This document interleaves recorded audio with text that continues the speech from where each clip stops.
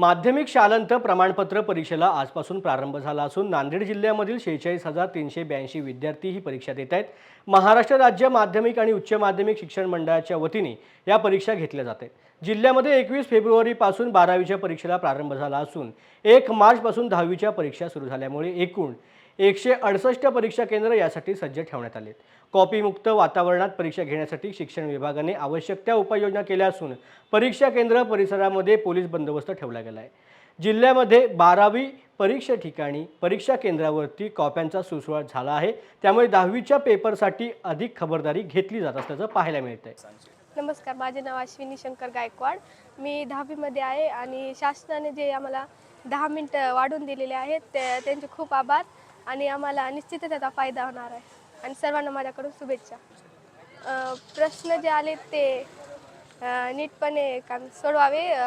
प्रश्न सोपे असतात, अजून शांततेने सोडवावे। नमस्कार, माझं नाव बश्वराज प्रभाकर स्वामी। आजपासून बोर्डाच्या 10वीच्या परीक्षा सुरू होत आहेत, त्याबद्दल विद्यार्थ्यांना माझ्याकडून शुभेच्छा। विद्यार्थ्यांनी भरपूर अभ्यास केलेला आहे यावर्षी। 2 वर्षा अगोदर कोरोनाचा काळ होता, त्यावेळेस विद्यार्थ्यांना काही अभ्यास करता आला नाही, पण आता 2 वर्ष होऊन गेलेत। विद्यार्थ्यांनी बरीच मेहनत केलेली आहे आणि त्यामध्ये बोर्डाने पण 10 मिनिटं वाढवून दिल्याबद्दल बोर्डाचे पण आभार मानायला पाहिजे विद्यार्थ्यांनी आणि 10 मिनिटाचे त्यांनी पण उपयोग घेऊन चांगले पेपर सोडवायला पाहिजे।